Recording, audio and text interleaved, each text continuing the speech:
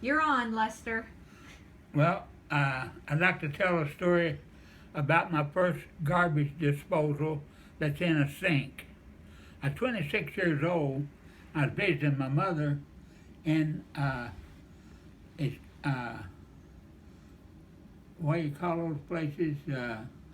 A retirement, Self assisted living assisted apartment. living apartment. And she got my attention and took me over to the sink. And she says, look down that hole. I looked down in there, and she hit a switch, and I could see that blade going around. And she said, that takes all my garbage and trash right on down the drain, a little bitty piece.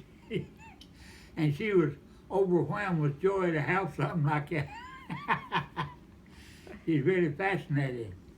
Now, on October the 20th, my mother died when she was 81 years old, but if she would have lived until October the 20th, 2016, she'd have been 121 years old. So that's just a little story about my mother. For years and years, growing up, we didn't even have a sink in the kitchen, and used dish pans. Wash your dishes in one, rinse them in another one, and throw both pans of water out the back door when you got done. Then right where that dishwater hit, made the soil real rich and fertile.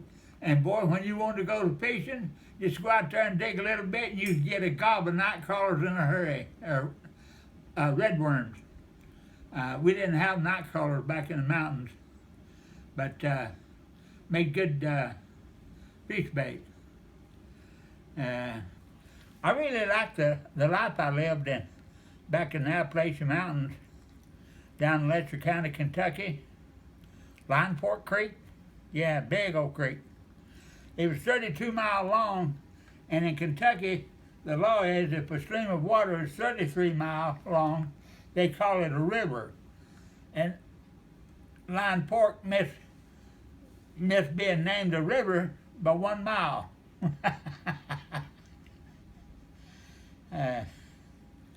But from about where I lived, up the creek, was about the end of the good fishing holes.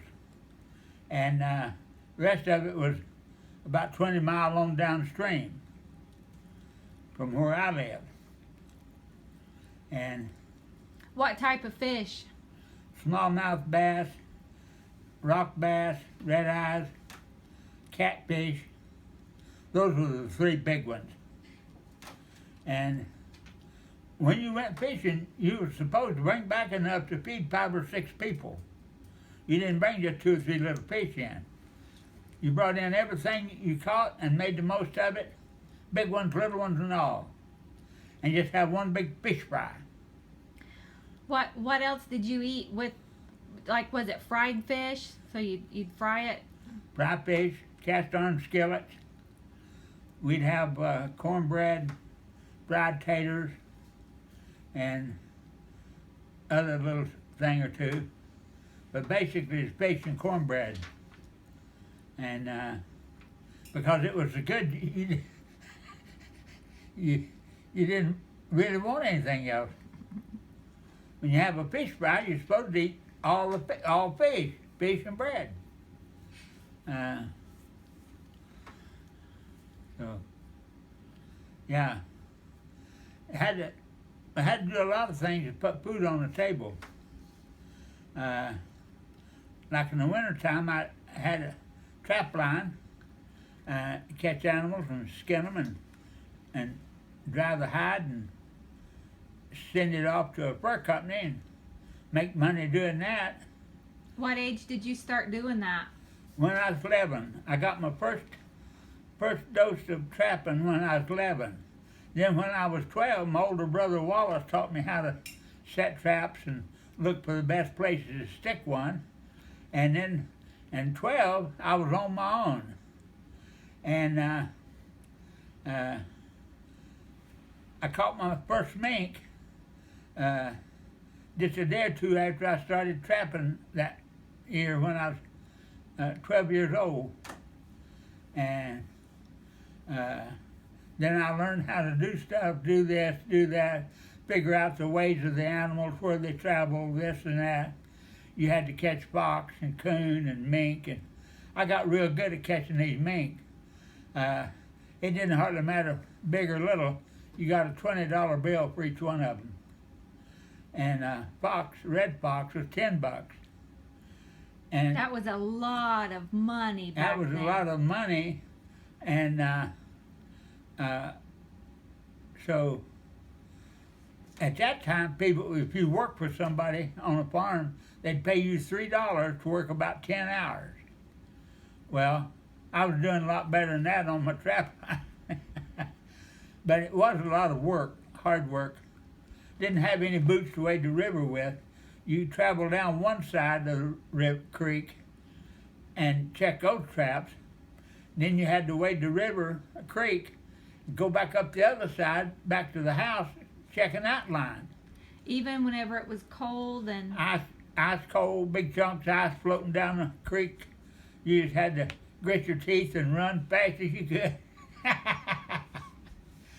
And time you crossed the fence, had to run about 100 yards to the house, and by the time you got to the porch, your pant legs were froze solid.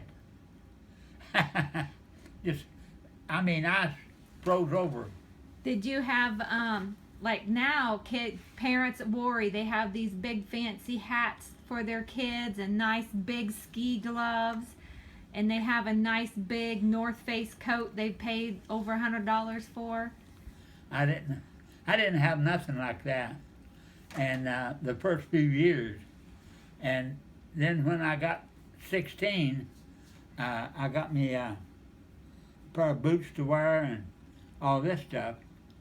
I went off every summer and worked for the Del Monte Food Company in Illinois, and they furnished me a new pair of trapping boots every year. And well, what I'd do is I'd get them and put them in a box and mail them home. I didn't pay nobody for them, but the trapping thing is hard work, and that's why I was the only kid in 2 mile in any direction trapping anything. So all these animals run up down the creek, I was just stacking them up. Yeah. So it was a good life. I trapped till 1966.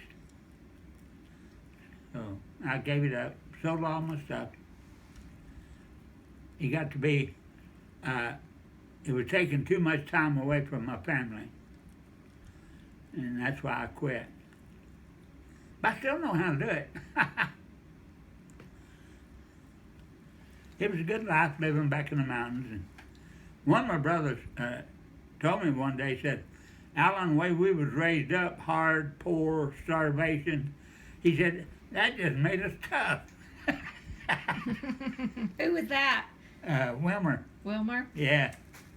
Yeah, that way we was raised up, said that just made us good and tough. And he was never broke after he was 12 years old, up till he died. Always had money. He worked hard for it. Huh? He worked very hard for it. Yeah. And he's like my mother. If he spent $1, he got $1.50 worth of good out of it.